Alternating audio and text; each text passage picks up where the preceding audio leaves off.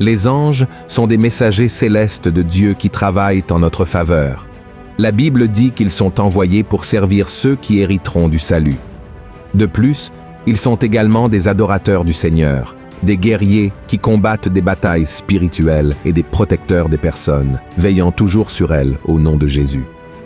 Le soin de ces êtres célestes envers la création de Dieu est si grand que si nous examinons les passages de la Bible, nous verrons qu'ils sont toujours apparus aux serviteurs du Seigneur en disant « N'ayez pas peur ».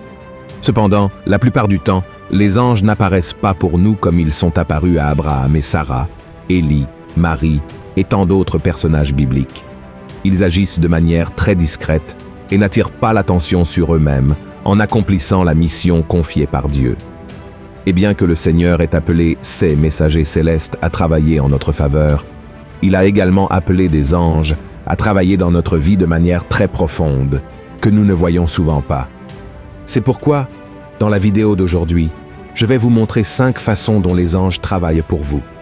Mais avant de commencer, je vous demande de mettre un pouce vers le haut, de vous abonner à ma chaîne et d'activer la cloche pour recevoir les notifications de YouTube chaque fois que je publie une nouvelle vidéo, d'accord? Je veux vous aider dans votre marche avec Dieu chaque jour. Alors, allons-y. Premièrement, les anges protègent notre quotidien.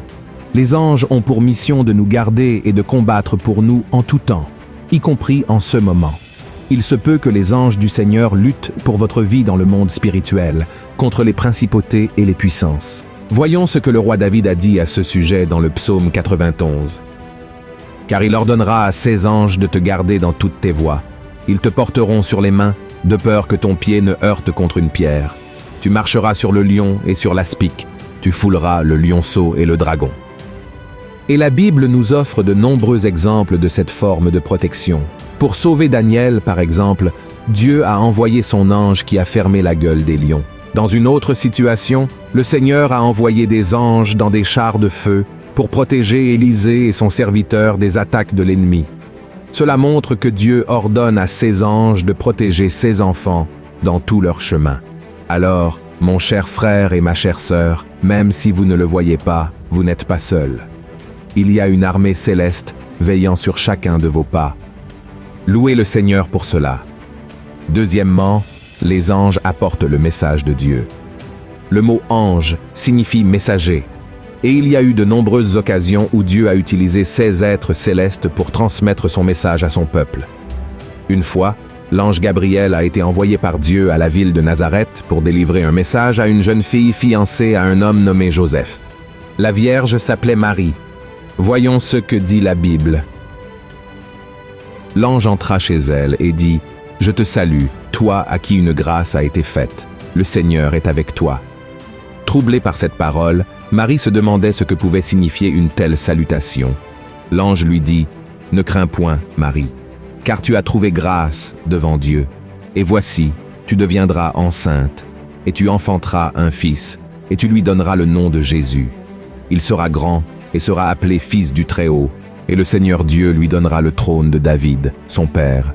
Il régnera sur la maison de Jacob éternellement, et son règne n'aura point de fin. » Dans plusieurs passages de la Bible, les anges sont apparus pour annoncer un message important, comme dans le cas de la mère de Jésus. Mais il y a des occasions où les anges envoient des paroles de réconfort et de sécurité, voire même d'avertissement et de jugement. Cependant, cela n'arrive que dans des circonstances spécifiques, et donc, nous ne devons pas nous attendre à ce que les anges apparaissent tout le temps pour nous parler. L'essentiel est de nous concentrer sur la parole de Dieu, car elle est suffisante pour nous guider et nous révéler la volonté du Seigneur. D'accord. Troisièmement, les anges nous observent. Voyons ce que l'apôtre Paul a dit dans sa première lettre aux Corinthiens. « Car Dieu, ce me semble, a fait de nous, apôtres, les derniers des hommes, des condamnés à mort en quelque sorte, puisque nous avons été en spectacle au monde, aux anges et aux hommes. Selon la Bible, de nombreux yeux sont sur nous, y compris les yeux des anges. Mais cette question va encore plus loin que ceux que nous pouvons imaginer. Le mot grec pour spectacle est traduit par théâtre ou assemblée publique. En d'autres termes, les êtres célestes observent attentivement les activités humaines depuis le début, lorsque Dieu a créé Adam et Ève. Ainsi, Ils savent très bien comment notre nature nous pousse à agir et peuvent prévoir des situations qui peuvent survenir à mesure que nous faisons nos choix. Et vous pourriez vous demander, mais pasteur, que signifie cela? Cela signifie que les anges peuvent intervenir dans certaines situations de nos vies pour nous protéger ou même nous libérer du mal que nous attirons sur nous. Revenons à l'événement de la grossesse de Marie. La Bible dit que Joseph, le fiancé de cette femme, était très bouleversé par la situation et a donc envisagé de mettre fin à cette relation. Cela s'explique par le fait que la culture de l'époque indiquait qu'il n'était pas bon pour la réputation d'un homme de se marier avec une femme qui n'était plus vierge. Face à cela, Dieu a envoyé l'ange Gabriel pour intervenir dans la situation et parler à Joseph en rêve.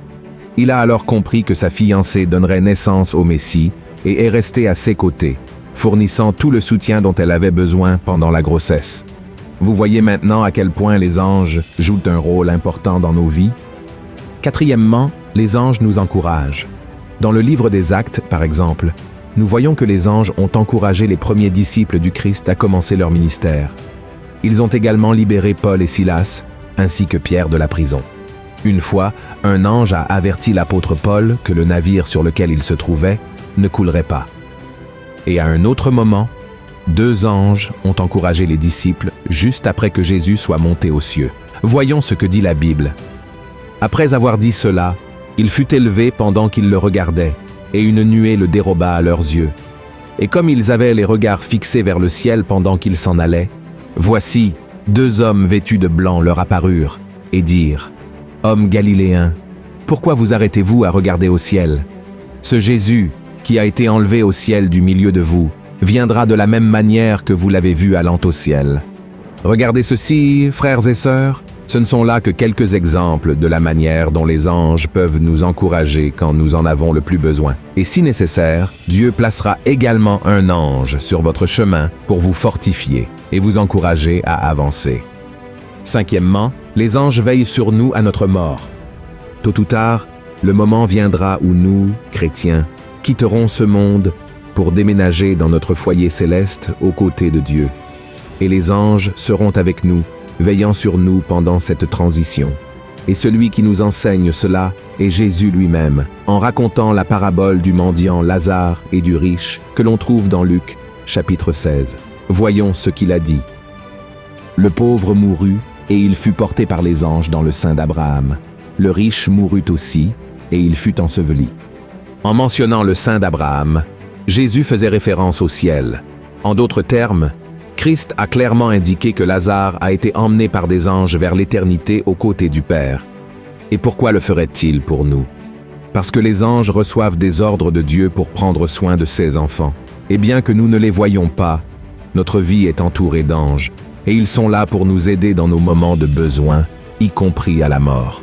Frères et sœurs, Dieu nous aime tellement qu'il envoie ses anges pour nous guider, nous protéger, et si nécessaire, nous encourager dans les différentes phases de notre vie. Bien que nous ne puissions pas voir que les anges sont autour de nous, ils travaillent bel et bien tout le temps pour nous aider dans cette vie et aussi pour l'éternité, jusqu'au jour où nous louerons tous ensemble le Seigneur. Amen. Regardez cette vision merveilleuse que l'apôtre Jean a eue de ce moment.